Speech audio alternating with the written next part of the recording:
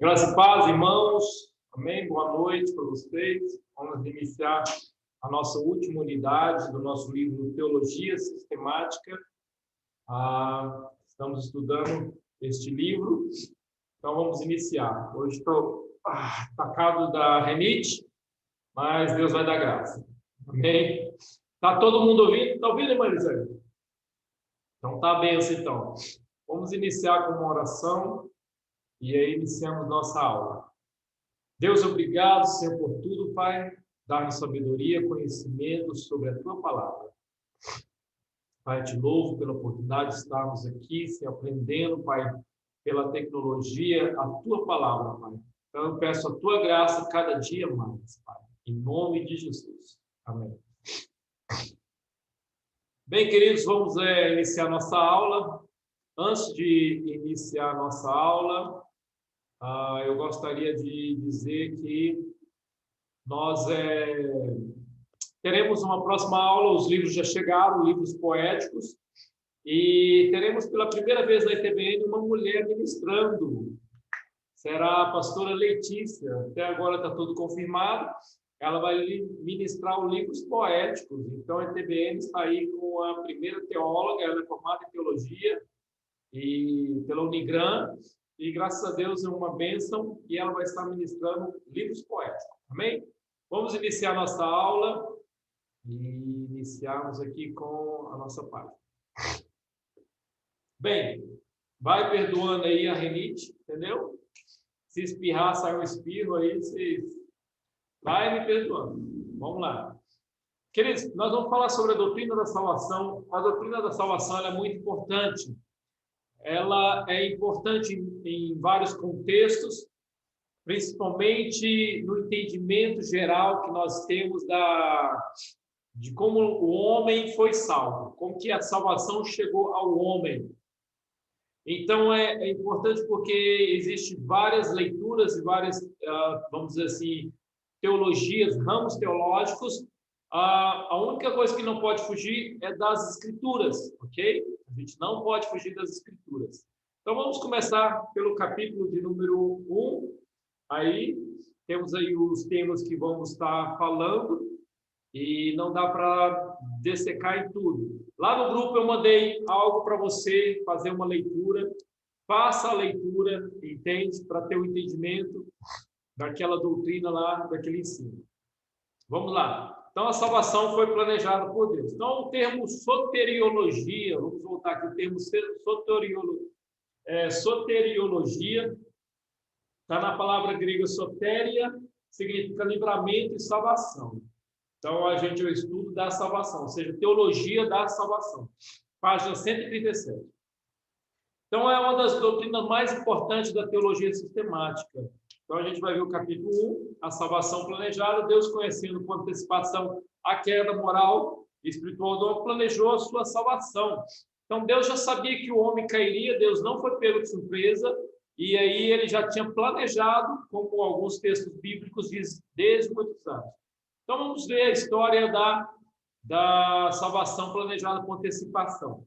Então, Deus, antes de pensar, a Escritura revela que muito antes de pensar em criar o universo, Deus já previu os acontecimentos da sua criação. E essa previsão é baseada num atributo divino chamado presciência. Ele enxerga todas as coisas, ele conhece o futuro, conhece e tem a capacidade de conhecer todas as coisas. A onisciência, lembra que a onisciência é o poder de conhecer todas as coisas. A presciência é a capacidade de enxergar já o futuro. Deus, ele é atemporal, ele está fora do nosso tempo.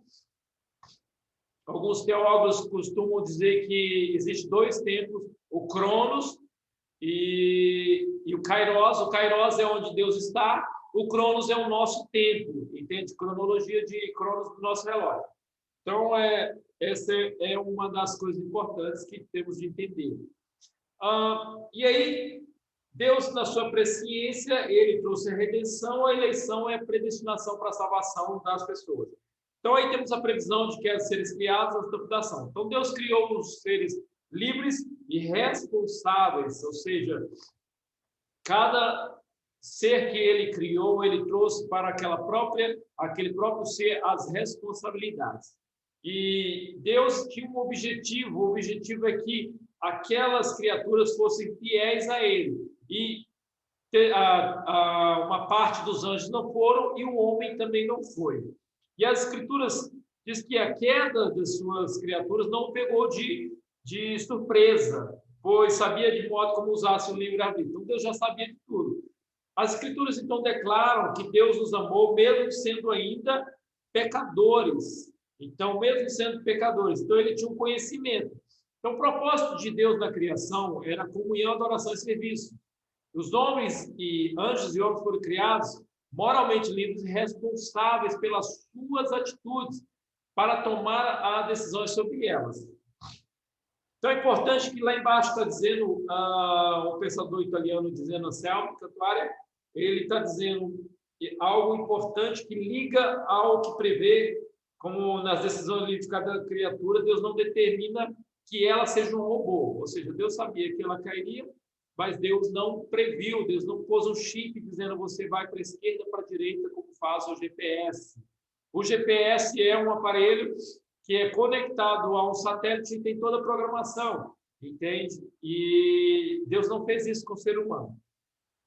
A previsão da redenção dos homens. Então, assim que Deus, no entendimento, na presciência de Deus, o homem, ele pecou, aí teve a previsão da redenção. Deus previu a redenção das suas criaturas. Deus já previu quando aconteceria, entende? Aquele momento. A justiça divina, uma vez ofendida, exige reparação. Ou seja, Deus exige que o homem que errou haja uma reparação. O pecado, quando Deus fala em Gênesis 3, que o pecado ele trouxe condenação ao homem, o homem é condenado, o homem é julgado por aquilo, e as leis divinas são implacáveis, ou seja, de uma maneira em que aquela criatura que errar, ela é condenada. Então, toda criatura que se voltou contra Deus mereceu a morte, apesar de ser servo em sua justiça, também é um Deus bondoso e amoroso. Então, apesar dele ainda ser um Deus justo, ele também é um Deus amoroso. Então, no plano eterno, Deus já estava prevista a sua morte como garantia da redenção do homem. Então, Deus já tinha previsto a morte para a redenção do homem, ou seja, era o planejamento dele, a vinda de Jesus à Terra foi planejada por Deus antes da criação do mundo. Tem vários textos bíblicos que você pode estar lendo. Então, essa provisão de Deus é recebida pela graça, mas só contempla os homens, não contempla os anjos. É bem importante a gente pensar sobre isso, ok? Não contempla os homens, os anjos, somente os homens, as criaturas que Deus criou, a segunda criatura que Deus criou. E essa provisão, contudo, não tem validade após a morte do homem.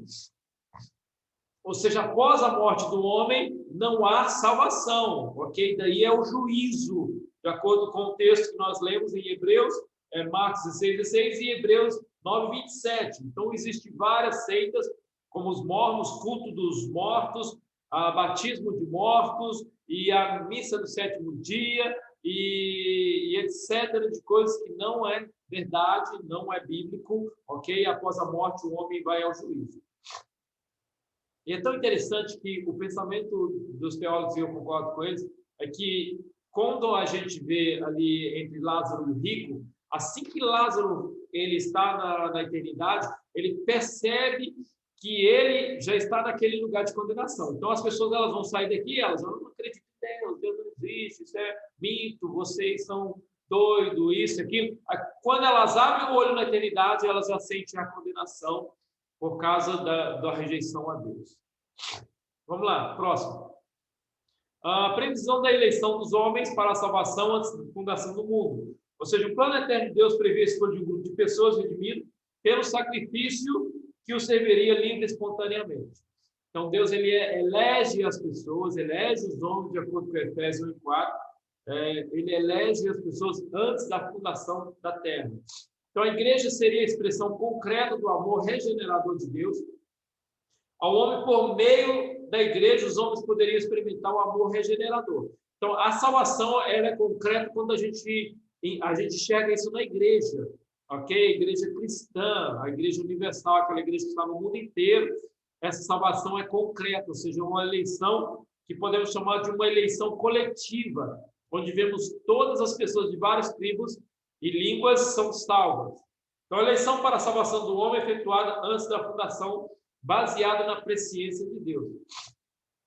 Então, a igreja é raça dos remidos, cujos nomes estão escritos no livro da vida. Os ímpios não são grupo daqueles que rejeitam a verdade. Eles são um grupo daqueles que rejeitam, não querem compor a igreja. Então, essa eleição acontece e a igreja está aí para mostrar que ela é existente. A previsão dessa predestinação do homem, ela é antes da fundação do mundo. Ou seja, no plano eterno de Deus, todos os homens que aceitassem a provisão divina, por meio de Jesus Cristo, estariam eleitos para a salvação. A pessoa aceitou e ela seria eleita para a salvação. Então, a vontade de Deus é que todos os homens se salvem e venham o conhecimento. 1 Timóteo 2,4. Então, Deus não tem um grupo seleto, mas ele tem uma vontade que todos conheçam e sejam salvos. A gente vai ver esse debate mais para frente. Então, temos aí a salvação como uma expressão da graça de Deus, ou seja, o amor de Deus.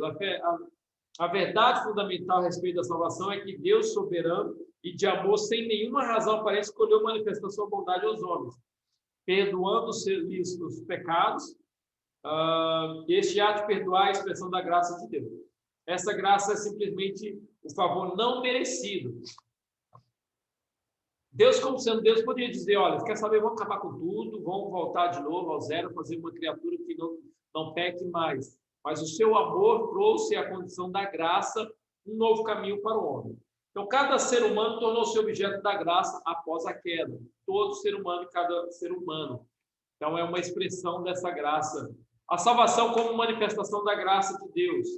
Após a queda, Deus não executa o homem imediatamente. Antes permite que vivendo, e assim permite que continue vivendo, adiando assim a punição do pecado. Dessa maneira, fica demonstrando que o Senhor não tem prazer na morte do ímpio. Ele permite que as pessoas continuem vivendo as suas vidas até a morte, e onde haverá a justiça divina no grande juízo, onde haverá o grande juízo final. Então, aí temos esse entendimento sobre essa manifestação. Então, temos a graça comum. Essa graça comum, ela diz respeito a todas as bênçãos. Temos o ar, o oxigênio, o sol, temos a vitamina D do sol, e tem as vitaminas em todas as plantas, temos os benefícios naturais. Isso é chamado de graça comum, ou seja, apesar do ser humano ter pecado, na página 145, ainda continua produzindo coisas maravilhosas. Aí você pode dizer, mas como que existem pessoas boas se elas pecaram? Elas existem por causa dessa graça comum que é existente. As pessoas, elas ainda desenham, ainda fazem artes, fazem coisas belas, ainda conseguem apreciar as coisas belas. Então, a ordem social é mantida, apesar da queda. Ainda temos a justiça, porque temos no ser humano a moral, que vem da imagem de Deus. Então, essa é a graça comum. A graça salvadora, ou graça especial, é somente aqueles que são eleitos, ou seja, através de Jesus Cristo. Ela é já uma manifestação especial através de Cristo. Essa graça é capaz de perdoar e mudar o homem. Rejeitar essa graça é rejeitar a única chance na vida de ser plenamente realizada em sua condição moral e espiritual. Então, ela se manifesta a todos os homens.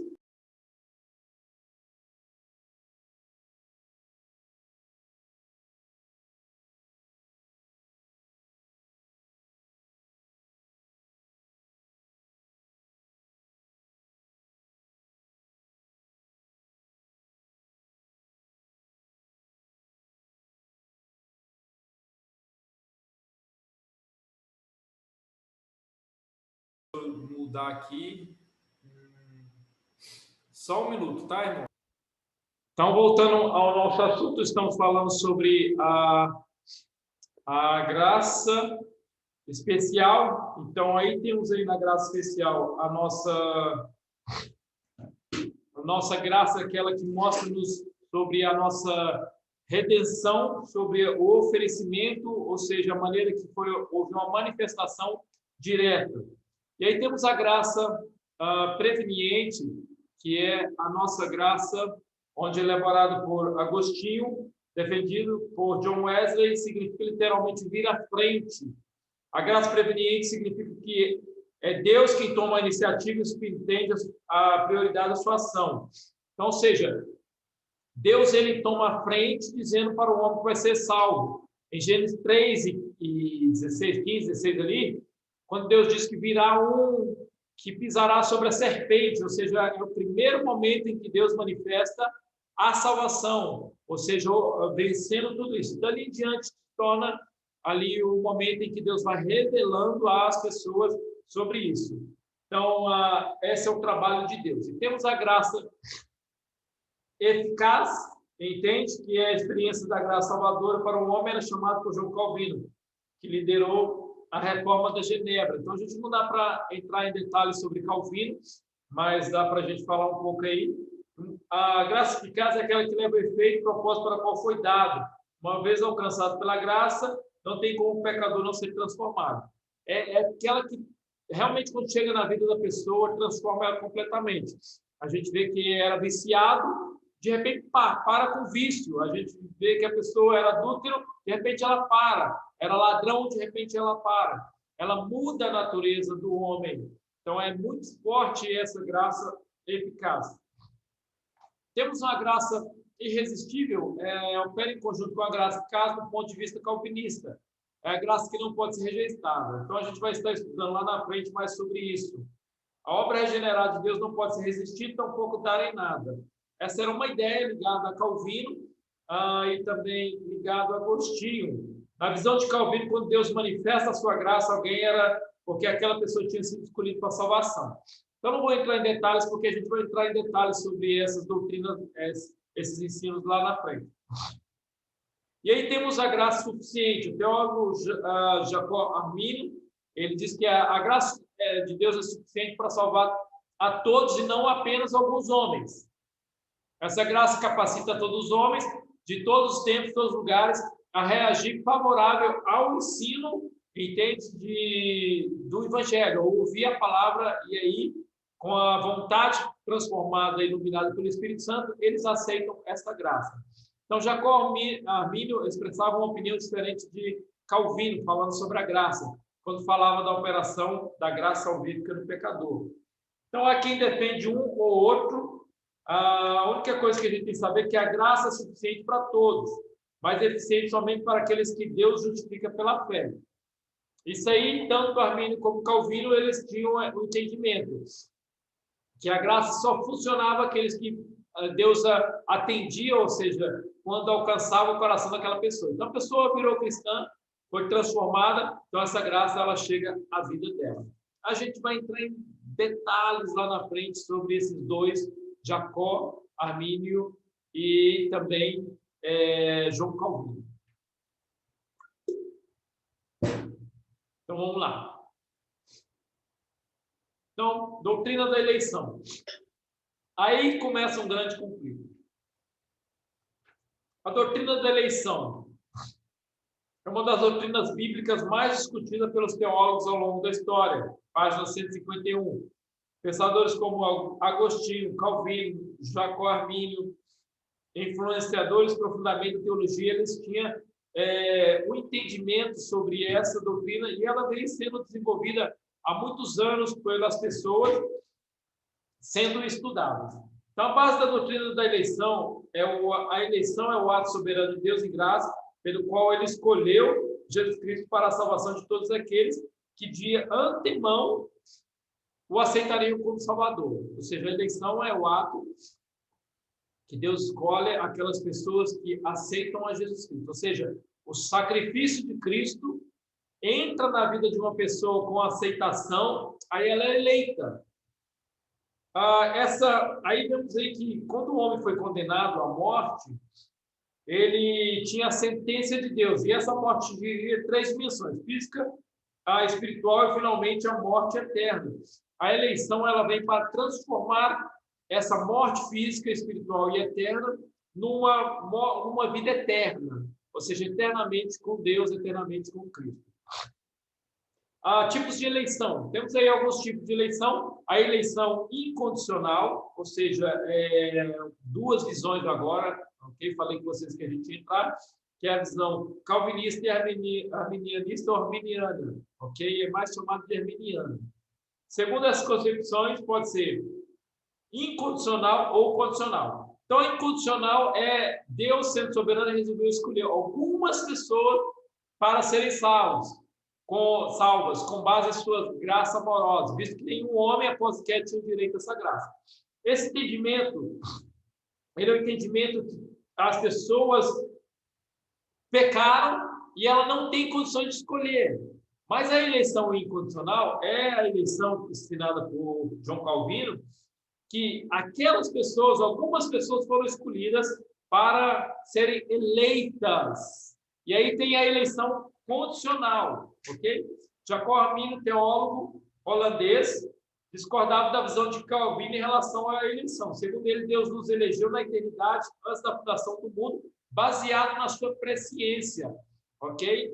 E aí, Cristo nos elegeu. Portanto, a eleição foi determinada ou condicionada pelo que a pessoa haveria de fazer. Armínio também acreditava na depravação total, ou seja, o homem é pecador, nasceu pecador e não tinha condições de escolher. Mas ele acreditava que a eleição condicional lhe dava o direito de saber que qualquer homem que fosse iluminado ou entendesse o Evangelho através do Espírito Santo, ele seria aceito. A eleição incondicional já é diferente. Alguns aceitariam e outros nunca aceitariam. Ou seja, alguns seriam eleitos, outros nunca seriam eleitos. Sabemos que ele também tinha a mesma relação a gente vai ver lá na frente, em relação do livre-arbítrio, que era contaminado pelo pecado, a depravação total. Para Armínio, a queda arruinou o livre-arbítrio do homem, todavia não a ponto de perdê-lo. Essa expressão aqui é uma expressão equivocada, ok? Eu vou corrigir para o pessoal lá do lugar. A ideia do arminianismo clássico é que Jacó Armínio, ele disse, o homem está contaminado pelo pecado, é chamado depravação total. Quem é arminiano acredita nisso, eu acredito nisso, porque é bíblico, ok? Então, essa ideia sobre Armínio aqui está meio equivocada. Então, porque eu estudo Jacó Armínio há muito tempo, por causa que é a parte que mais me interessa, é a parte arminiana. Então, é a parte que mais me interessa. Aí temos uma outra, que é o supralapisarismo, não é língua estranha, ok? Isso aí não é uma língua estranha, supralapisarismo. Esse é um entendimento da eleição. É um termo supra, antes, e lapis, queda. De acordo com essa posição, o decreto de vida da eleição teria ocorrido antes da queda, independente da mesma. Então, Teodoro Beza levou a teologia de Calvino ao extremo, quando ele chega a ponto de elaborar a dupla predestinação. Ele ensinava que Deus, antes da fundação do mundo, já havia escolhido e predestinado algumas pessoas. Ou seja, depois que João Calvino morre, aí surgem os seus discípulos. Depois que Jacó Armínio morre, surgem os seus discípulos. E aí, o que acontece? Aí vai surgindo outros termos sobre a eleição. E aí temos essa que é, antes da queda, Deus já havia escolhido. Aí temos infralapsarismo, ok? É o termo latino infra e depois lapis, de queda. Sendo essa teoria surgindo também dentro da corrente calvinista, o decreto de vida da eleição teria ocorrido depois da queda. Então, a eleição e a reprovação do homem foi provocada pela queda. E segundo esse ponto de vista, Deus passa a escolher quem seria salvo ou não após a queda, ok? A gente não vai entrar em detalhes agora, mas é uma posição, e ela diz que quando o homem pecou, Deus ali já projetou quem seria salvo e quem não seria salvo. A eleição do homem para a salvação é uma verdade bíblica, isso aí a gente não pode fugir, está escrito na Bíblia que os homens são eleitos por Deus, não tem jeito de fugir, e acreditamos que essa eleição não tenha corrido de maneira condicional. Então, a gente tem de acreditar de uma maneira em que estudamos a Bíblia e entendemos, ok? 1 Pedro 1:2 diz, eleitos segundo a presciência de Deus Pai, em santificação do Espírito para obediência à expressão pelo sangue, graças a Deus seja multiplicado. Então, na defesa do livro aqui, o livro está dizendo que defende a posição arminianista, a qual a escolha do homem para a salvação foi realizada antes da queda, mas com base na presciência de Deus. E essa presciência seria, Deus não diria quem vai ser salvo, porque Deus não diria isso, né? Você salvo, você para o céu, você é eleito, você para o inferno, você não é eleito. Deus não faria isso. Poderia Deus fazer isso? Poderia, mas a Bíblia, ela não nos apresenta dessa maneira como Deus, no entendimento bíblico, a gente não consegue enxergar isso. Foi aí que Jacó Armínio entrou junto com os seus estudos, ele era pastor e ele entrou junto com os seus estudos, era holandês em relação a isso. É bem complexo, ok? Tenta acompanhar o pensamento e se precisar de mais material, depois eu passo para você.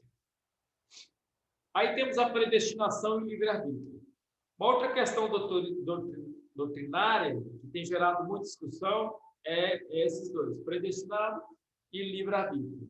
O homem pode ser salvo, o homem pode escolher, ou o homem já está predestinado ao inferno e não escolhe, vai para o inferno, ou o homem escolhe o seu caminho para o inferno, ou não, o homem já foi destinado ao inferno. Então, são argumentos aí de muitos anos. Então, vamos lá, a doutrina da predestinação. É um ensinamento bíblico, como o da eleição, é um ensinamento bíblico, revelado a Deus ao apóstolo Paulo e está presente nas suas epístolas.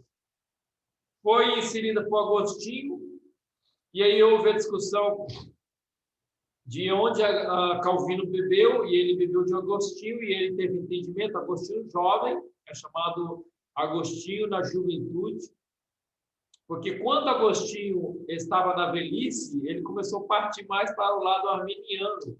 Então, ele começou a mudar a sua doutrina. Então, temos aí, e aí tem Jacó Armínio, ele estava estudando a teologia e discordou da maneira como estava sendo interpretado na época, e trouxe uma nova interpretação sobre a doutrina da predestinação. Então, predestinação é o ato que Deus, pelo qual, mediante sua soberania, planejou a salvação eterna dos homens, antes da fundação do mundo, e baseada nessa soberania, ele escolheu e predestinou para a salvação em Cristo todos aqueles que fossem alcançados pela graça. Só entra na predestinação quando a graça vem sobre a pessoa. Somos salvos pela graça. Quando o sacrifício de Cristo, o presente de Cristo, está em nós, em aceitação, aí somos salvos e predestinados à salvação. Então, temos aí esses textos bíblicos que você pode estar lendo, e são os textos bíblicos que mais trazem, entende, dentro dessa doutrina. Então, temos, porque os que antes conheceu, também os predestinou para serem conforme a imagem, Romanos 8, 29, Efésios 1:5, e nos predestinou para filhos de adoção. E aí temos também Efésios 1:11, ele também para sido predestinado. Você tem a palavra predestinação dentro dos textos paulinos. Então, esse texto pode ser interpretado baseado na soberania de Deus, que Deus predestinou e determinou que aquelas pessoas fossem salvas, levando até para um sentido determinista, entende? Da soberania de Deus, ou pela presciência, onde Deus já sabia quem estaria na predestinação, quem seria escolhido dele. Então, temos aí, primeiro, a predestinação com base na soberania de Deus.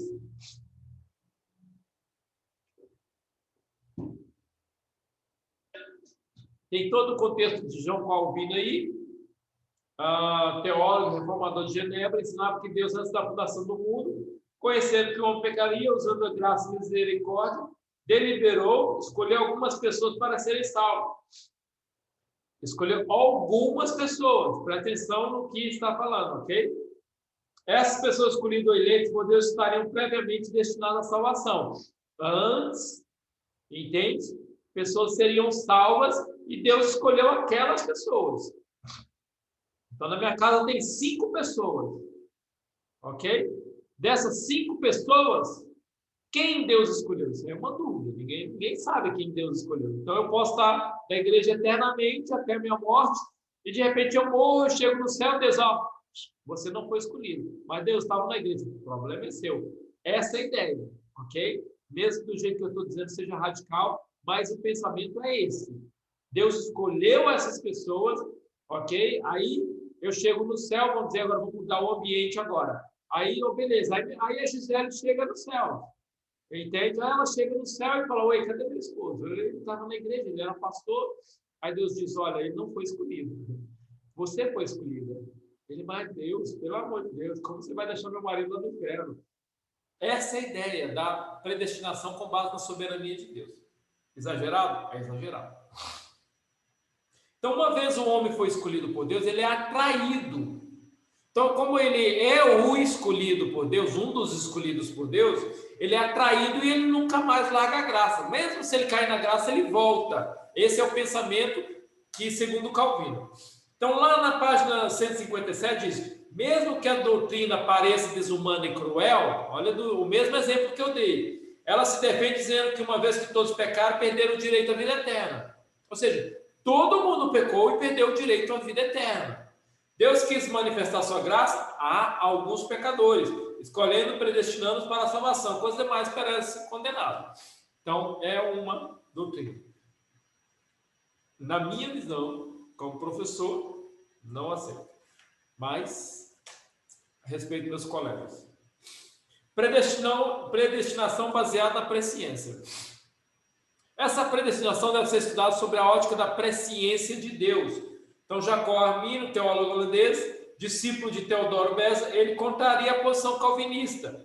Dizia que a predestinação, baseada na soberania de Deus, era arbitrária e injusta, pois não levava em consideração ao ser humano, ok? Então, tipo assim, tanto faz Deus me criar se eu vou para o inferno. Ele mas Deus, eu não quero ir para o inferno. Não interessa, você vai para o inferno. Então, ele achava isso. Então, a presciência é parte da onisciência e, por meio dela, Deus conhece o futuro com antecipação. 1 Timóteo 2:4 diz que é a vontade de Deus que todos sejam salvos. E aí temos, por a antecipação daqueles que creriam em Cristo, destinou previamente a salvação. A predestinação para a salvação ocorre a partir da decisão livre e favorável ao sacrifício salvador de Cristo, e não de forma arbitrária à sua vontade. Mesmo recebendo a graça, aí quando é iluminado, eu recebo essa iluminação, alguém fala, olha, Jesus é o Salvador. Aí eu disse, poxa, eu quero aceitar. Então Deus, ele já sabia que eu aceitaria. E aí ele, com a sua graça, ele entra com o Espírito Santo na minha vida. Esse é o pensamento da presciência, porque Deus enxergando isso. E lá num texto interessante na página 158, diz que os eleitos predestinados para a salvação precisam perseverar, desenvolvendo a salvação com temor e tremor. Ou seja, precisa ainda perseverar dia após dia lutando contra o pecado. O calvinismo também acredita nisso, que o ser humano, não que ele perca a salvação, porque ele já está predestinado, mas que ele tem de perseverar na santificação. O texto interessante é João 3,16. Deus amou o mundo todo, como seria só predestinado só alguns? Se Deus amou o mundo todo. Aí, meus amigos que são calvinistas têm muitas explicações, e aí eu não vou dar aqui hoje, porque não é nosso momento. Nós estamos apresentando aqui. A predestinação de Atos. A predestinação de Atos é Deus sabendo todas as possibilidades do futuro, bem o coração de seres humanos fez um plano de seus atos. Esse ato restarão para a glória dele. Então, quando Deus ele vê toda aquela possibilidade de coisas acontecer, ele vai cumprindo o seu propósito eterno. Ele vai cumprindo na vida das pessoas. Então, temos na Bíblia, encontramos que a traição de Judas estava predestinada. Ou seja, lá em Zacarias dizia que alguém iria, entendeu, trair. Mas não diz que Judas. Poderia ser outro discípulo. Mas na presciência de Deus, Judas abriu seu coração. O próprio Jesus disse para Judas, Satanás entrou em você. Ou seja, a ação agora é uma ação conjunta com Satanás. Então Deus não disse assim, Judas vai ser aquele. Aí temos também o nascimento de Jesus, estava predito por uma virgem, mas não disse que era Maria. E muitas passagens como essa, Deus revela seus atos a pessoas. Agora existe a predestinação de pessoas. A Bíblia não alista nomes de pessoas predestinadas para a salvação.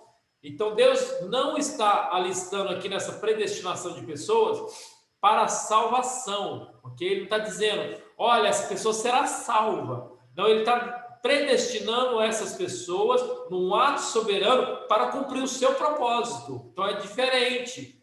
É diferente. E aí temos o rei Ciro, entende? Quando Deus falou sobre ele muitos anos atrás. Temos aí Jeremias, que é declarado que havia sido escolhido por Deus no ventre para aquele propósito Ali temos o apóstolo Paulo, que também conhece que foram chamados desde o ventre a materno.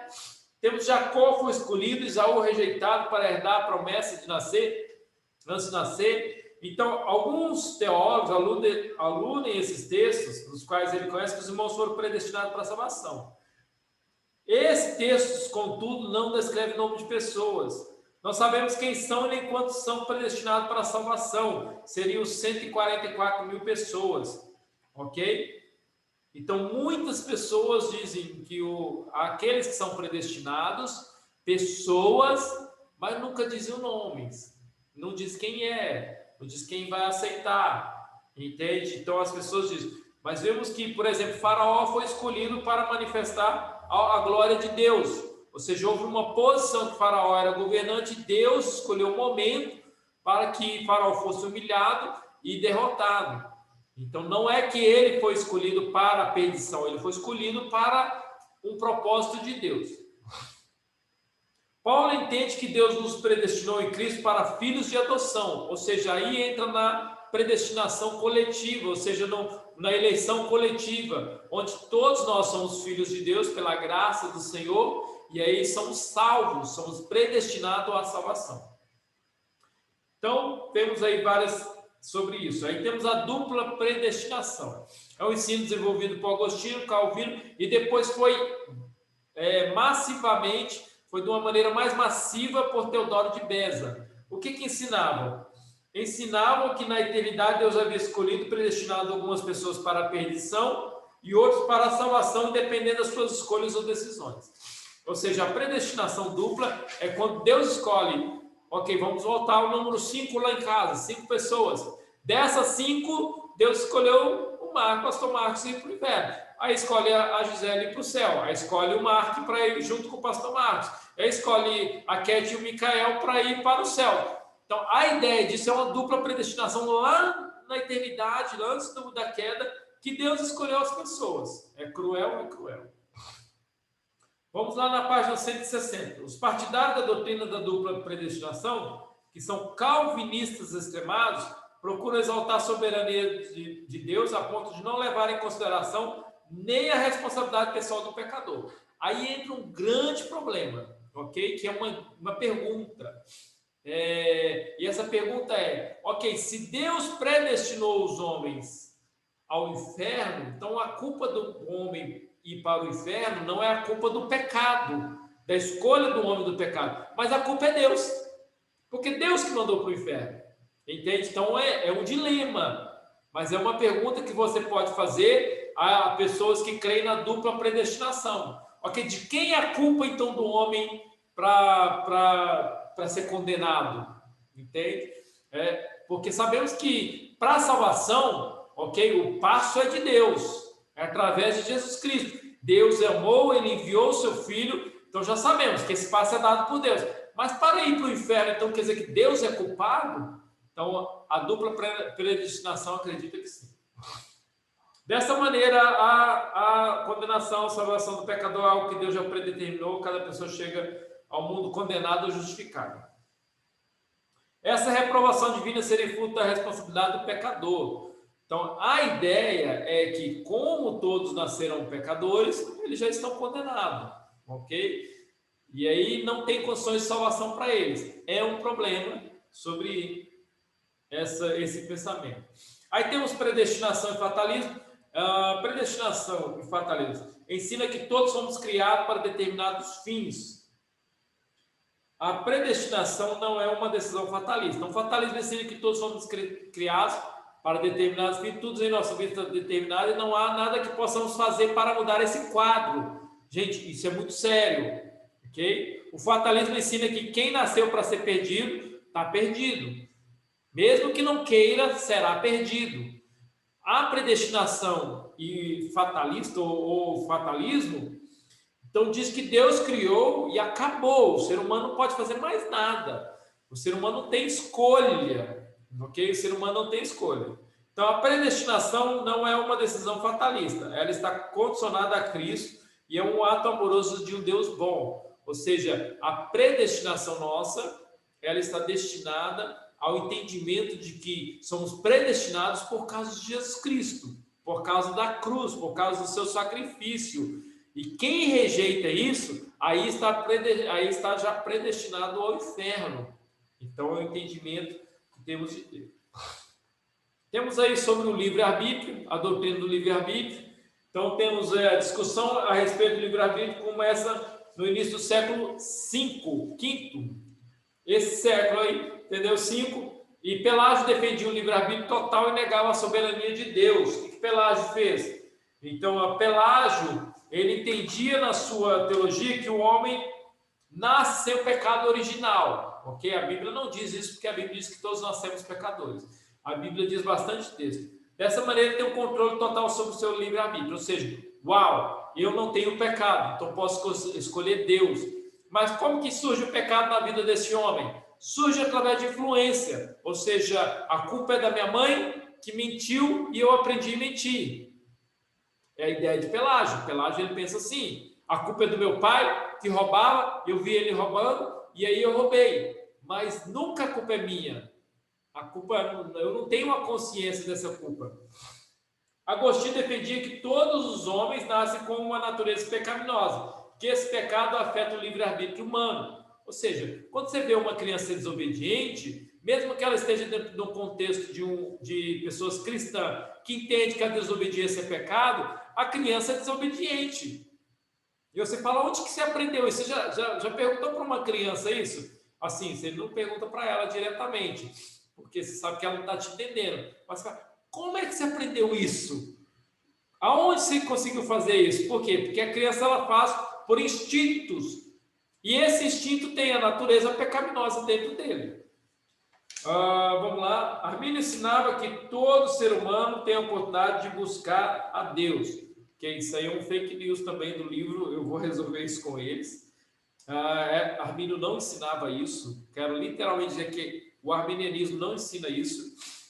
Armínio dizia que a salvação é iniciativa de Deus, mas uma responsabilidade do homem. Isso sim, ok? Isso ele sempre ensinou.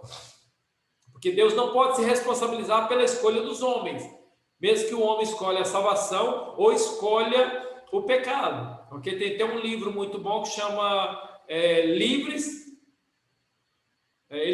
porém livres. Ok? Um livro muito bom. Depois eu posso até lançar lá no grupo também. O pecador perdido necessita da assistência do Espírito Santo, mas não precisa ser regenerado pelo Espírito Santo, antes que possa crer, pois a fé é um ato humano e procede do novo nascimento. Ou seja, e esse entendimento também é um entendimento não concreto do que Armínio pensa, mas é um entendimento do mais ou menos que Armínio caminhava. O que é? O Espírito Santo iluminava o homem que não tinha vontade de escolher Deus.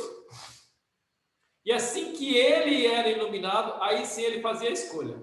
Então, olha, Fábio, se você está assistindo, se você só está ouvindo, eu quero que você preste atenção nesse quadro. Esse quadro é a condição espiritual do homem, ok? Esse quadro, ele apresenta o quê? Ele apresenta as visões sobre a condição do homem.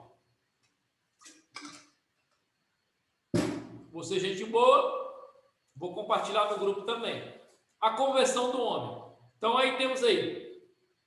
Qual que é essa condição espiritual do homem, ok? Antes de entrar na escolha. Então, temos aqui o calvinismo. Deus regenera a pessoa, dando um novo coração, o qual é inclinado para Cristo, e assim agindo em conformidade com o novo coração que recebeu.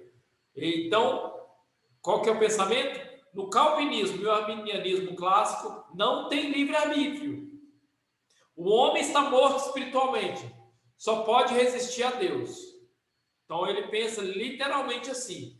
Aí o calvinismo, o que ele entende? Que os eleitos, ou seja, ele será regenerado, novo coração, e aí ele é inclinado para Cristo, e assim ele recebe a Jesus.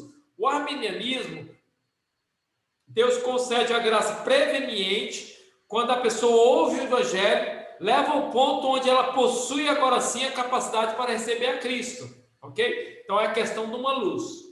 nós estamos aqui, eu estou dentro de um ambiente que tem uma luz. Se tivesse escuro, você não me enxergaria.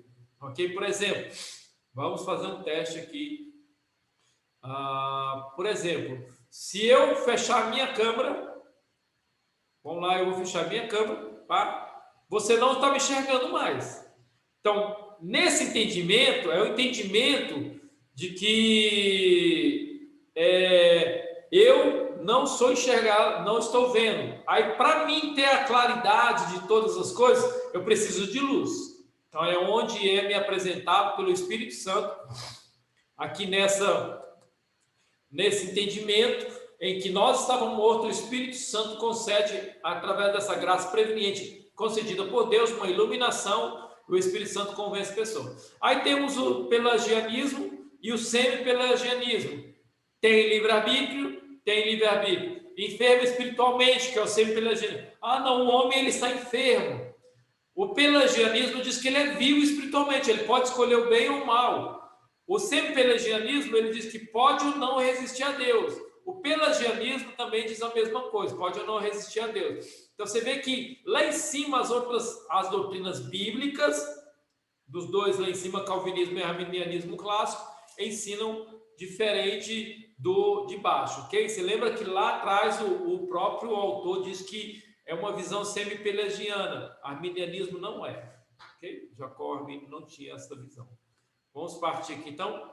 Então, temos aí os 5 pontos para a gente dar uma acelerada da teologia arminiana. Então, eu não vou estar batendo em tudo, mas você pode estar batendo em tudo aí nesse texto. Então, eu vou partir para aqui, para o que...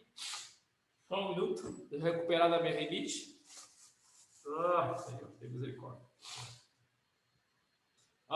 Aí temos aí...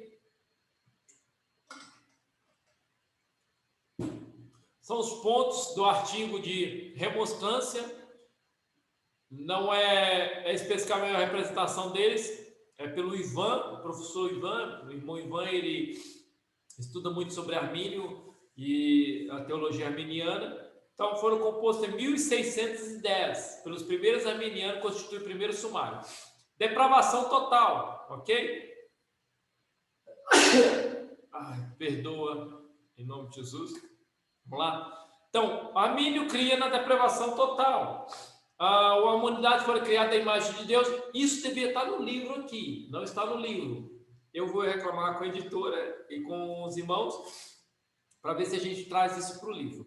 A depravação total. A humanidade foi criada à imagem de Deus, boa e direta, mas caiu do seu estado original, sem pecado, através da deliberalidade e desobediência, deixando a humanidade em estado de pecado, separado de Deus e debaixo da sentença divina. Ou seja, todo homem é pecador. Expiação para todos, ou seja, essa expiação, se você acompanhar o livro aqui, eleição condicional. Eu vou ler aqui, ok? Deus pré-conheceu da eternidade aqueles indivíduos que creriam em Cristo, então decidiu soberanamente escolher apenas aqueles que teriam fé em seu Filho, unigênito para a salvação e a sua eterna bênção. Essa é a eleição condicional. É bíblica, está cheio de texto bíblico aí. Expiação ilimitada, ou expiação para todos. Deus providenciou salvação para todas as pessoas pela morte substitutiva. Os benefícios seriam recebidos pela graça mediante a fé e são eficazes apenas aos que creem. Então, aqueles que creem, ok? Ela é eficaz para aquelas pessoas. E aí temos a graça irresistível, que não está aqui também, mas ela também está no texto seu. O Espírito chama internamente a todos que são chamados. Pelo convite, ele faz tudo o que pode para levar cada pecador à salvação. Para medida que o ser humano tem liberdade para resistir. Liberdade, ou seja, ele é iluminado pelo Espírito Santo e a partir deste momento, o livre-arbítrio humano volta ao livre-arbítrio igual de Adão e Eva para fazer a escolha se ele quer Jesus ou não quer. Aí, a partir dessa escolha, que ele é predestinado ao inferno ou ao céu. Somente o Espírito Santo pode levar a Cristo aqueles que permite fazê-lo. Então, sobre o livre-arbítrio do lado de cá, cada ser humano possui o livre-arbítrio, seu destino eterno depende de como utiliza. Então, o ser humano tem a capacidade de cooperar com o Espírito de Deus, ser regenerado e resistir à graça de Deus. Esse ponto aqui é um ponto perigoso. Não é que o ser humano pode dizer, enquanto o ser humano tem a depravação total, ele não consegue.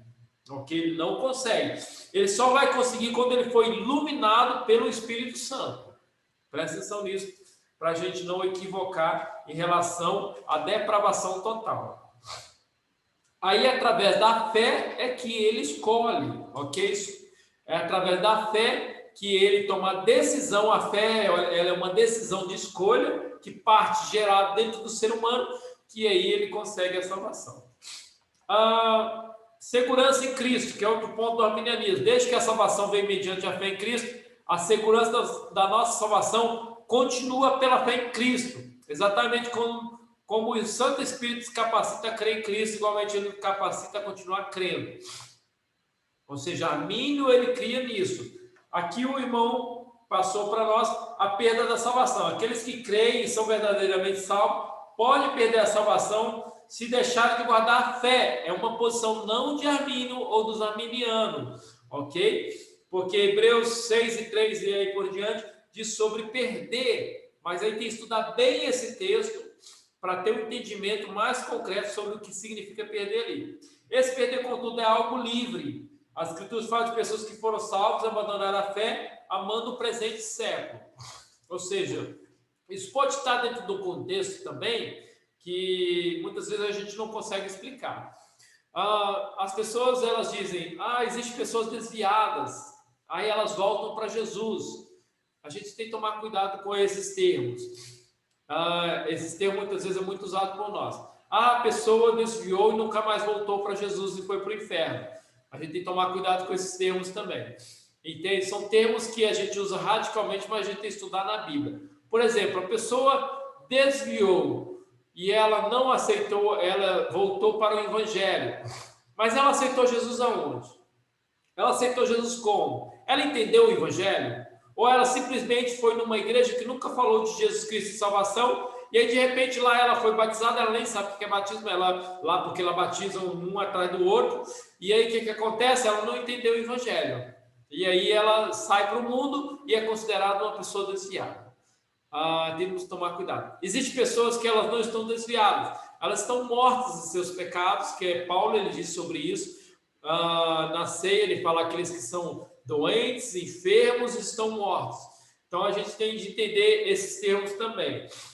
Sobre perder a salvação, um texto muito forte é o texto sobre a blasfêmia contra o Espírito Santo. Ali é um texto muito forte sobre isso. A apostasia também. Mas o entendimento mais concreto na teologia armeniana é que o homem, ele persevera porque o Espírito Santo ensina ele a perseverar. Ou seja, aquele que é salvo, o Espírito Santo ele entra nele e há uma perseverança, uma segurança em Cristo da sua salvação. Existem pessoas que elas já rejeitaram a Jesus, mas elas estão na igreja praticando as coisas e de repente no seu coração, no seu íntimo, a gente pensa que a pessoa está na igreja, mas ela já rejeitou a Jesus.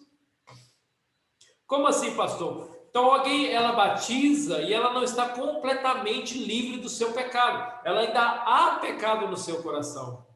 Então aí ela continua vindo na igreja. E a gente, por enxergar a pessoa na igreja, e muitas vezes ainda acontecendo algumas coisas na vida dela, a gente olha, a pessoa está firme. Às vezes ela não está. Porque ela vai para casa, ela continua com seu pecado oculto, então ela não está firme. Ela rejeitou a Cristo, mesmo passando por todos os processos de comunhão. É complexo isso, mas estudamos na Bíblia porque há uma visão de um jeito em que as pessoas formam uma teologia. Aí o outro estuda a Bíblia de outro jeito e forma uma teologia. O importante é acreditar que Jesus salva, permanecer nisso, pedir que o Espírito Santo ajuda-nos, andar no Espírito e aí sempre junto com o Espírito dizer, ora vem Senhor Jesus, e não olhar para o pecado. E não pecar. Se pecou, arrepende lá logo, pede perdão e continua seguindo a Cristo. Esse é o processo nosso. Gente, vamos lá. 5 pontos da teologia calvinista. Depravação total. Então temos a perda total do livre-arbítrio. Já expliquei que o arminianismo também acredita nessa depravação total. Já é quebrado esse mito de que o arminianismo não acreditava, mas já ensinei sobre isso. Aí o que acontece? A eleição incondicional. Ou seja, a eleição incondicional é o que nós também falamos lá atrás, que Deus escolheu uns para o inferno e outros para os céus. A expiação limitada. Aqueles que foram escolhidos para o céu, Jesus só morreu por eles. Olha, isso aí também é um grande problema. Jesus veio ao Calvário e morreu só para um grupo de pessoas. Ninguém mais, porque todo mundo já é pecador e aí não precisa de salvação. E aí temos a graça irresistível. O que é a graça irresistível? Ela é aquilo que diz o seguinte: o homem é pecador e quando ele foi eleito, ele não de maneira alguma rejeitará a Jesus. E temos a perseverança dos santos, ou seja, todos que são escolhidos por Deus recebem fé e são eternamente salvos, ok? Aí temos os pontos de contrastes na Bíblia também, que diz que o homem pode perder a salvação, ou seja, o homem pode rejeitar Deus, que é a apostasia. Gente, aí está aí os 5 pontos do calvinismo, é chamado de tulip, ou seja, tulipa, entende? Eles definem 5 pontos, que é depravação total, eleição incondicional, expiação ilimitada, graça irresistível, perseverança dos santos. Muitos creem nisso, outros não creem, outros são mais arminianos, e aí temos essa divisão. Aqueles que creem diferente desses 2 pontos, eles entram... Existem 2 tipos de pessoa. O que junta os 5 pontos arminianos e os 5 pontos calvinistas e tira ali uma teologia. E eles dizem, eu não acredito em nenhum nem outro, entende? Ou seja, eles misturam a perseverança dos santos com lá que diz que o homem pode perder a salvação, e aí eles fazem essa mistura e sai um outro pensamento dentro dos 5 de Armínio, fato e os 5 pontos, a tulipa do calvinismo. Dentro desses 5 pontos de Armínio e de Calvino, vou dizer, os 5 pontos arminiano e calvinista, irmãos, esses são os mais próximos da Bíblia, ok? Se você tirar esses 10 pontos, vamos dizer, são 10 visões sobre a salvação. Se você não tiver dentro desses 10 pontos e dizer, olha, eles erraram, é diferente desses 10 pontos, porque esses 10 pontos estão na Bíblia, você vai estar entrando num problema, ok? Então, basicamente, você estuda a Bíblia, ou você é calvinista, ou você é arminiano. A aplicação da salvação ao homem. Então, temos aí uma aplicação que é a palavra conversão. Ou seja, o homem, ele literalmente virá para a direção oposta. A conversão envolve 2 passos. Primeiro, costas ao eu e ao pecado, e o segundo, crer em Deus, voltando-se para ele, abraçando a vida eterna. É maravilhoso isso. Essa primeira experiência sobrenatural que o homem recebe. Irmãos, isso é dinâmico, isso é poderoso, isso é espiritual, isso é místico, é uma coisa louca, entende? Se você já conheceu um ex-drogado, alguém que estava na sarjeta da droga, e de repente a pessoa, o que aconteceu com esse cara? Entende? O que aconteceu com essa mulher? Eu conheci, assim, não conheci, eu vi o testemunho de mulheres que eram prostitutas e donas de prostíbulos em Belo Horizonte, e você vê na história daquela pessoa, entende? Você fica maluco, como que isso aconteceu? Então, é o milagre de Deus. Só que esse milagre, ele é baseado em quê? Primeiro, eu me rejeito, não quero pecar mais, entende? E o pecado. E aí, quando o Espírito Santo entra, ele faz eu nascer de novo. E aí, o que acontece? Eu começo a acreditar em Deus e começo a fazer as coisas de Deus, começo a ler a Bíblia, entender a Bíblia, e as coisas começam a entrar na minha mente. Isso é a conversão. Temos aí a palavra metanoia, que é arrependimento, que significa mudança de vida, mudança de pensar. Eu começo a acreditar no Deus, eu começo a viver Deus, eu começo a ter uma mente diferente. O arrependimento em si não é suficiente para a salvação, porque Judas, ele se arrependeu, Por não ter sido fé, morreu perdido. A gente tem de acreditar de verdade. Sem fé é impossível agradar a Deus. Ou seja, eu posso me arrepender, mas eu não passo a viver uma vida que depois ela vai dando fruto, que o meu arrependimento não foi o suficiente. E aí eu preciso caminhar no arrependimento todos os dias da minha vida. E sentir tristeza pelo pecado e abandonar o pecado. Então, constantemente eu sou atacado pelo pecado, mas eu preciso me arrepender. Aí vem o próximo, a fé. A fé é o ato de crer. A fé é o ato de crer e aceitar a obra de Jesus Cristo para a salvação. Essa fé, entende? Ela entra de uma maneira que eu aceito a Cristo, e aí ao aceitar a Ele, eu vejo Ele, eu sinto Ele, e aí aquilo me transforma, aquilo me muda, entende? Eu tenho uma visão de Deus. Então, é verdade que a fé deve ter em Cristo como seu objeto, entretanto, para o conhecimento mínimo sobre Jesus, quem é Jesus é preciso da fé salvadora. Então, a gente precisa conhecer, ouvir a palavra de Deus. Ainda que não possamos contribuir em nada diante de Deus para receber a nossa salvação, porque vem totalmente dele, a fé salvadora requer uma entrega total a Deus de tudo que temos. Então, quando eu tenho fé, eu me entrego totalmente a Deus. Acabou, é isso que eu quero. É isso, esse é o lugar que eu quero. E eu aceito a Cristo, eu aceito a sua obra, eu acredito de verdade. Isso é fé. E temos a aplicação da expiação. Então, a palavra expiação denota a ideia de reconciliação de inimigos. Na salvação, essa palavra refere-se à ação através do qual o pecador é reconciliado com Deus. Então, o salário do pecado é a morte, e o único pagamento pela ofensa moral do homem a Deus, qual é o único?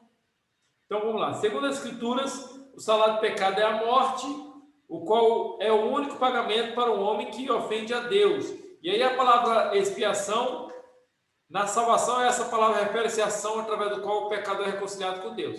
Através da expiação comum do Antigo Testamento, Deus providenciou uma solução para restaurar o homem. Ou seja, o entendimento de Deus, que foi trazendo às pessoas aos poucos sobre a salvação, e aí foi mostrando o cordeiro, tem até o bode expiatório, que você pode ler lá no começo, entende, de Levítico e Hebreus, onde ele levava o pecado da pessoa e aí levava o pecado embora e a pessoa se tornava santa, que é a única maneira de reconciliar com Deus. Então, essa expiação, ela é entendida e vai desenvolvendo cada dia mais. E sabemos que Jesus Cristo é aquele que suportou o pecado, porque nenhum homem conseguiria, entendeu, expiar, ou seja, nenhum homem seria aquele cordeiro santo, imaculado. Lá no finalzinho, o meio que Deus preparou para redimir o homem foi o sacrifício expiatório e eterno de Cristo, página 169. A extensão da expiação. A obra de Jesus teve o propósito de redimir o homem de seus pecados. Ou seja, o homem, aqui estamos falando de seus pecados. E aí tem o entendimento calvinista e o entendimento arminiano sobre essas duas expiações. Então, a extensão ilimitada. A extensão da morte do sacrifício de Cristo inclui todas as pessoas. Então, temos muitos textos bíblicos sobre isso, e eu acredito nesse ponto piamente, entende? Porque os textos bíblicos são bem claros. João 3,16 é muito forte, e vários outros textos são fortes sobre isso. E aí temos o entendimento calvino, que ensinava que Deus providenciou a salvação apenas por eleitos. Ou seja, a expiação é limitada a pessoas, a um grupo de pessoas. E aí eles começam a dizer sobre algumas declarações, principalmente sobre Jesus. Eu vim para morrer, a minha missão e não sei o quê. E aí Deus me destinou àqueles que Ele me deu. Então dá entendimento ali de que essas pessoas são escolhidas e aí a missão de Jesus seria para essas pessoas. Um grupo que já estava destinado à salvação. E aí temos uma outra, que é a expiação universal. Ela é muito ensinada, defendida por Origen, a obra salvífica de Cristo abrange todas as pessoas, sem exceção, nessa ou na outra vida. Aí tem um filme Meu Deus, como que é o nome do filme?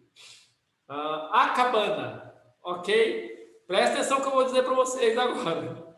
A Cabana é um filme que o autor do livro acredita na expiação universal. É um filme perigoso. Por quê? Porque ele tem uma doutrina, e o livro tem uma doutrina mais profunda sobre a expiação universal. Então, acredita que, mesmo que o pai dele morreu, ok? Mesmo que o pai dele morreu condenado, vai ser salvo.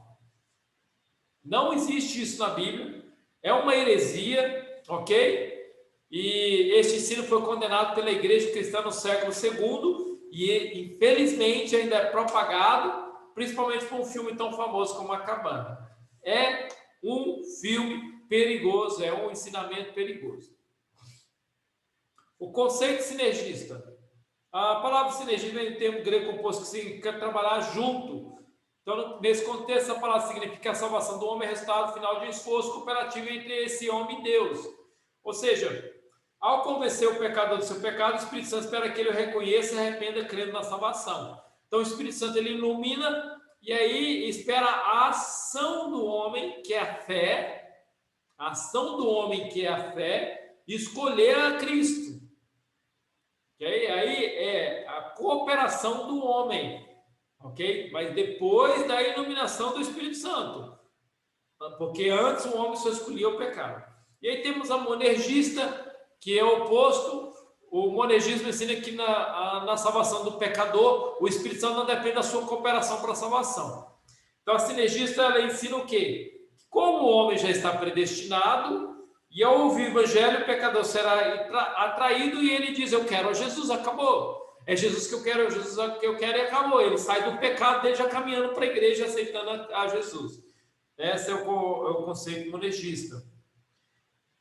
E de forma eficaz, operará nele a fé para crer no sacrifício já surge. Ok? Surge a fé no sacrifício.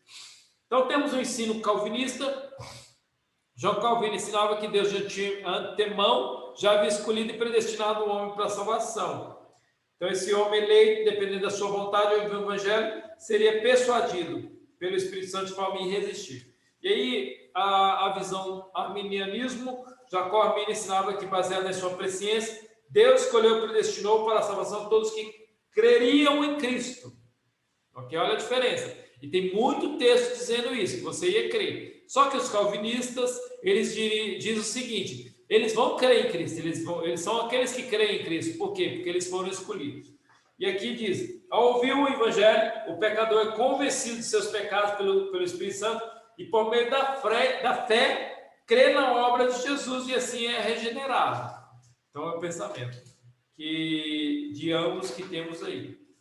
Ok, vamos lá, tomar uma água, é muita coisa. É bem resumido, você pode depois estudar, entende? Temos muitos teólogos, hoje, graças a Deus, temos muitos teólogos arminianos, temos muitos teólogos calvinistas, e você pode estudar ambos, estudar a Bíblia e pensar sobre esses pontos. A salvação. Então, vamos lá. Salvação não é uma experiência estanque, mas dinâmica. Quando diz estou salvo, essa expressão no original é conjugada em 3 tempos. Eu fui salvo, estou sendo salvo, serei salvo. Então, quando você diz que você foi salvo, é uma condição passado, onde todo o seu pecado é eliminado, presente, onde você está sendo perdoado pelos seus pecados presentes, e a eternidade, onde os seus pecados serão apagados eternamente. Então, temos a justificação, é o ato pelo qual Deus declara justo o pecador que violou sua lei divina. Diante de Deus, o pecador é um réu condenado pelos seus delitos pecador. Então, a justificação é a solução do problema do pecado diante da lei divina. Então, a pessoa só se torna justa, ok? Quando há o pagamento pelo seu pecado. Então, justo e justificador. Somente Deus podia resolver o problema do homem, e ele viu que o homem não podia tirar o seu nome do Serasa, e o Serasa já enviava o seu Então, o Serasa já enviava alguém na sua casa para o condenar e levar para o inferno, porque ele não podia pagar a sua conta, porque você estava literalmente condenado por causa dos seus pecados. Então, aí Deus viu isso, Deus disse o seguinte: então vou pagar a conta de todo mundo. Como você vai pagar? Por um justo morrendo pelos pecadores. E esse justo é Jesus. A justificação mais que perdão. A justificação não somente isenta o homem da penalidade do pecado, como também faz com que ele seja visto por Deus como se nunca tivesse pecado. Ok? Então, quando somos justificados, Deus já olha para nós, através do sacrifício de Jesus, e ele vê-nos santos. Ok? Ele vê santos. Ele vê a igreja santa. Ele vê as pessoas que são arrependidas, santos.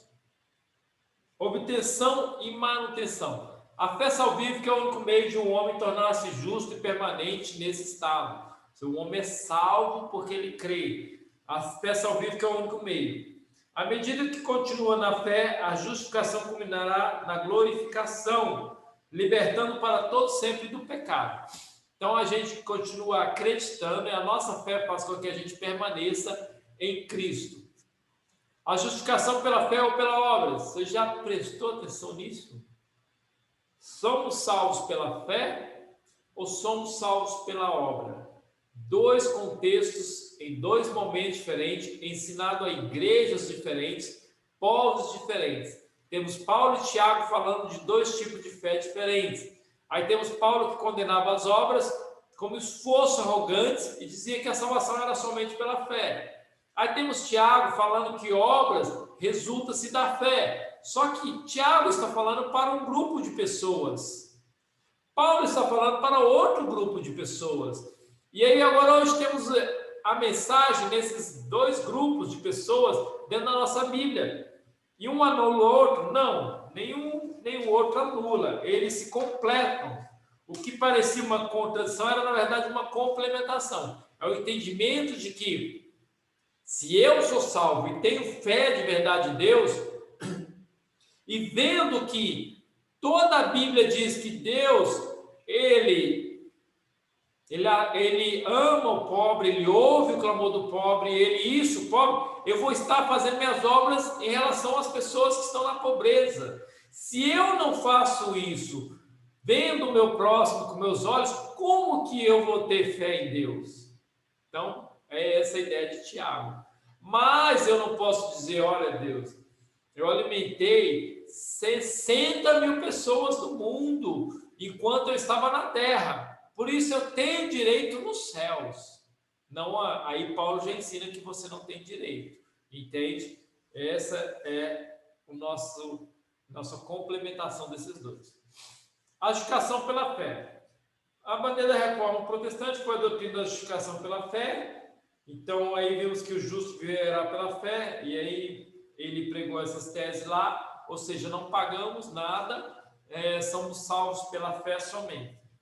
E aí tem a regeneração, é a obra sobrenatural e instantânea de Deus, concede nova vida. Falei lá sobre os viciados, sobre prostitutas, sobre pessoas que eram homens e de repente virou mulheres, até mesmo fizeram cirurgias, de repente tem um entendimento do evangelho, a pessoa não pode voltar à cirurgia.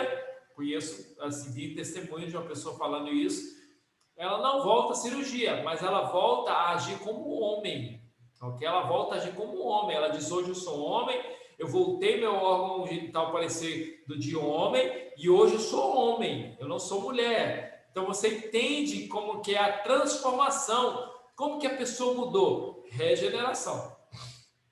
A necessidade da regeneração, ela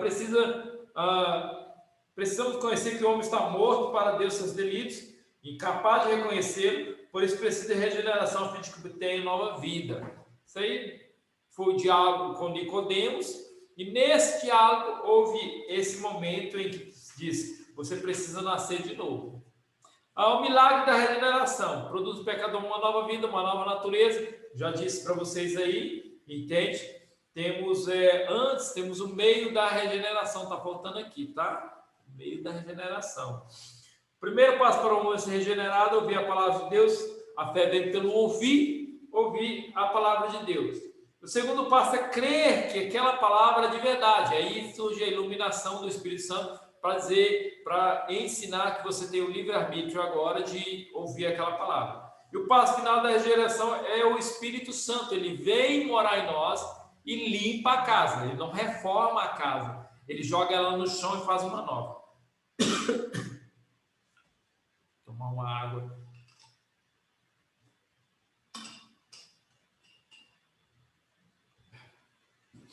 O milagre da regeneração, é essa transformação completa. E aí entramos na luta entre a carne e o espírito, que é uma luta constante ainda, porque ainda estamos vivos, ainda temos o entendimento da maldade, que vamos levar para esse lado. Você não tem a condição, você ainda tem... deixa eu dar uma explicação, vamos dizer. Pastor, se eu aceitei a Jesus, por que eu ainda luto com o pecado? Porque você tem o entendimento de Adão e Eva, o entendimento do mal e do bem.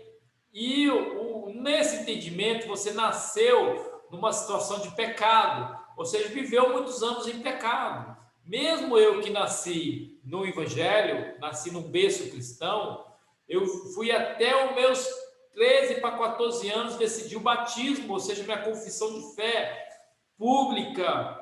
Então, até os 13, 14 anos, eu pequei pra caramba. Ou seja, nesse momento, quando eu aceito Jesus, isso tudo está impregnado em mim. E continua impregnado em mim, por quê? Porque ainda tem um mundo, tem as pessoas pecadoras ainda, a influência do mundo, a inspiração do mundo, é muito forte isso. E aí eu preciso o quê?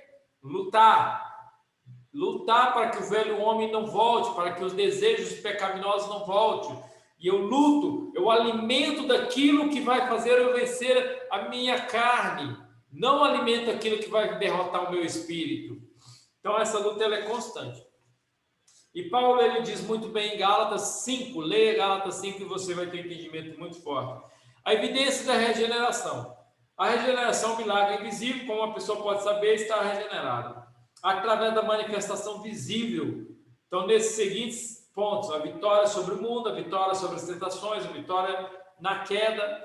Então, o que acontece? A partir daí, o ser humano, ele é regenerado, e aí quando ele olha para o cigarro, não quero viciar nesse negócio não, esse negócio vai me segurar não.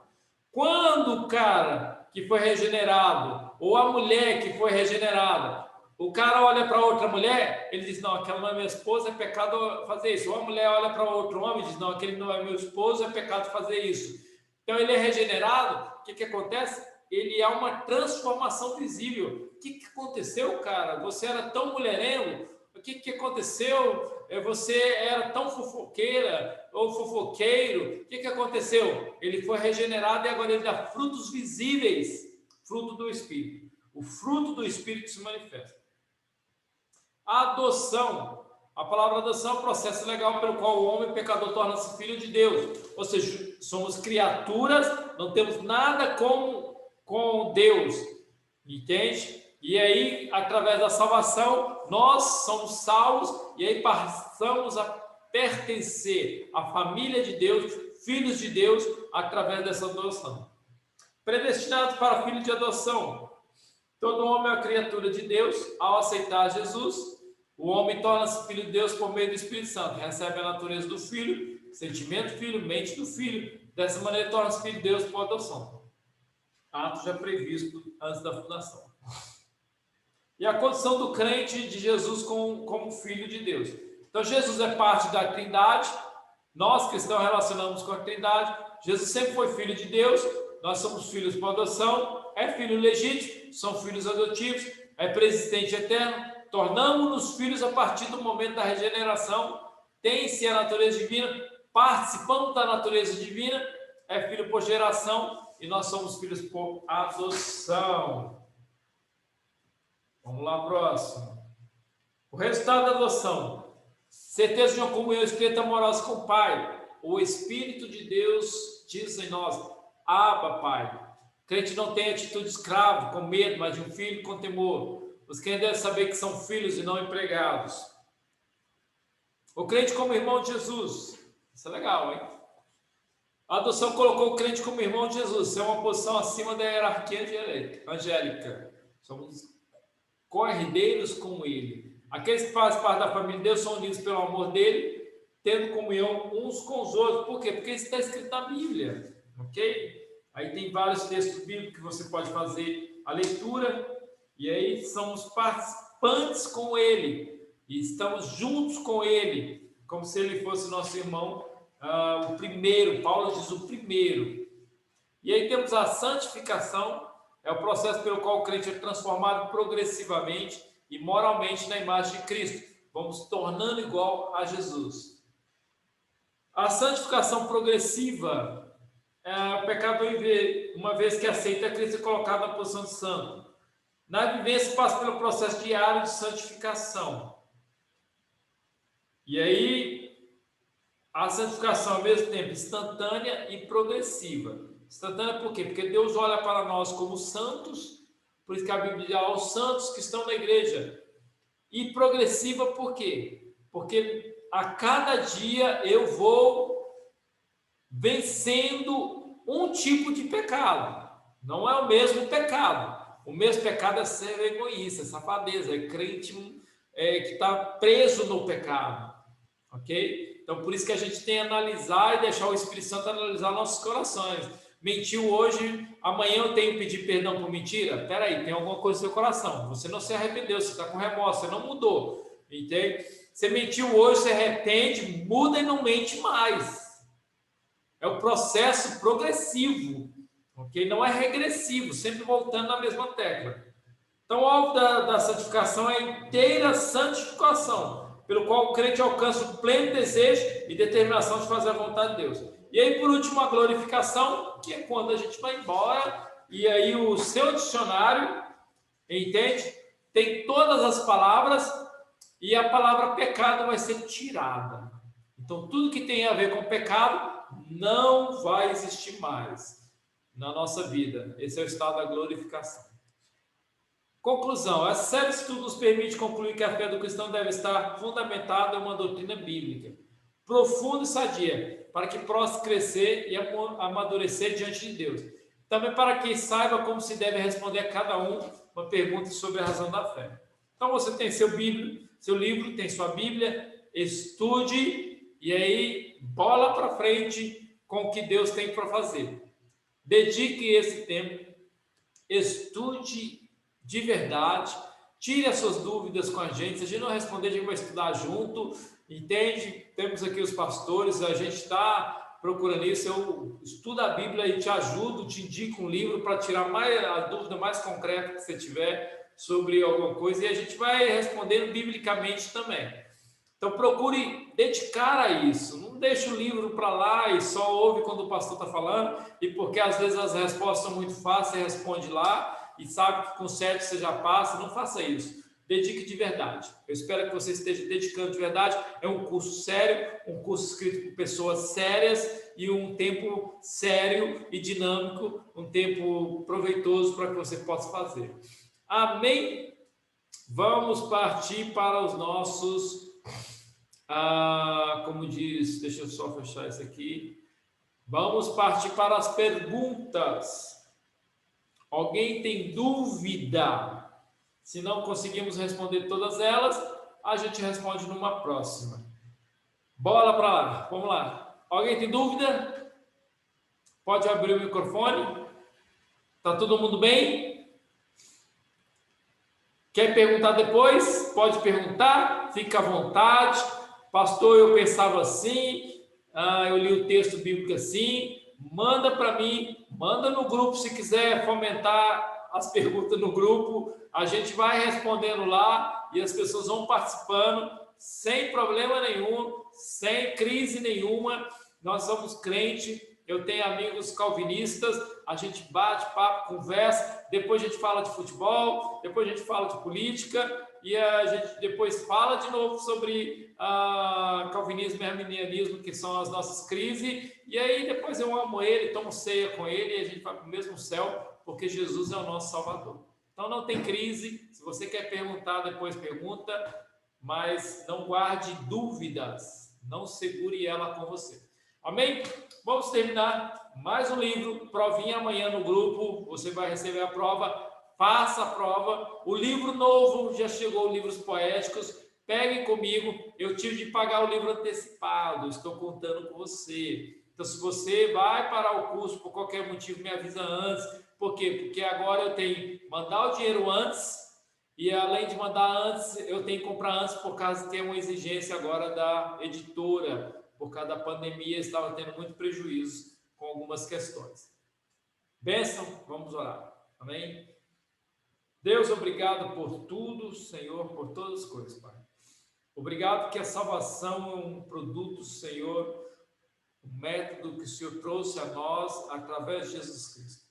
Obrigado, Senhor, porque ainda pecadores, Senhor Pai, Teu Espírito, Senhor, iluminou-nos, de alguma maneira enxergamos pelo poder do Teu Espírito, e aí a fé se concretizou em Jesus, Pai.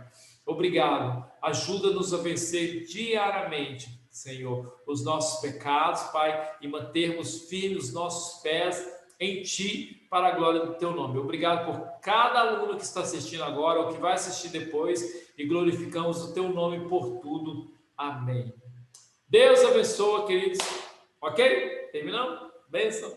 Deus abençoe.